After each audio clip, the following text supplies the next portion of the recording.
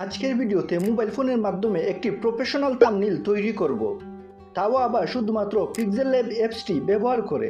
Pixel lab অ্যাপসটি দিয়ে অনেক বড় বড় ক্রিয়েটররা থাম্বনেইল তৈরি করে। টিয়াশেক্সও পিক্সেল ল্যাব অ্যাপসটি দিয়ে থাম্বনেইল তৈরি করে। তাই আজকের ভিডিওতে টিয়াশেক্সের থাম্বনেইলের মতোই একটি থাম্বনেইল তৈরি করব। প্রথমে পিক্সেল ল্যাব অ্যাপসটিতে চলে যাব, ইমেজ সাইজটি সিলেক্ট করে নিব। তার জন্য 4 নম্বর অপশনটিতে ক্লিক করব। তারপর ইমেজ সাইজ অপশনটিতে ক্লিক করে ইউটিউব থাম্বনেইল সিলেক্ট করে নিব।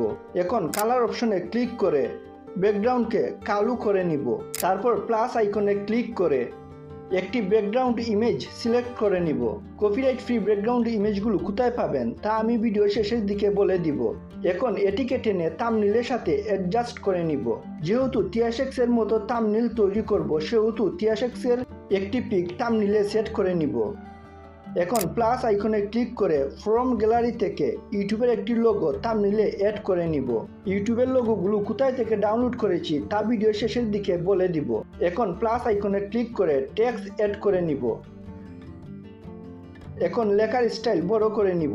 তার জন্য স্টাইল অপশনে ক্লিক করে বিতে ক্লিক করব। তাছাড়াও এখানে অনেকগুলো ফন্ট রয়েছে, তুমি চাইলে যে কোনো ফন্ট ব্যবহার করতে পারবে। এখানে সাইজ অপশনটিতে ক্লিক করে লেখাটির সাইজ বড় করে নিব। আর এভাবে যতগুলো টেক্সটের প্রয়োজন সবগুলো লিখে নিব।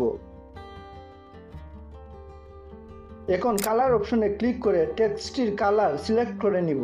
তারপর ব্যাকগ্রাউন্ড অপশনে ক্লিক করে টেক্সটটির ব্যাকগ্রাউন্ড সিলেক্ট করে নিব। এখন নিচের টেক্সটগুলোকে কালার করে নিব। এখন সেভ আইকনে ক্লিক করে সেভ এজ ইমেজে ক্লিক করব। তারপর ইমেজ ফরম্যাট পিএনজি এবং কোয়ালিটি আলট্রা করে সেভ টু গ্যালারিতে ক্লিক করব। থাম্বনেইলটি গ্যালারিতে সেভ হয়ে গিয়েছে। কপিরাইট ফ্রি ব্যাকগ্রাউন্ড ইমেজ ও ইউটিউবের লোগোগুলো আমি পিক্সাবে ও পিক্সেল থেকে ডাউনলোড করেছি।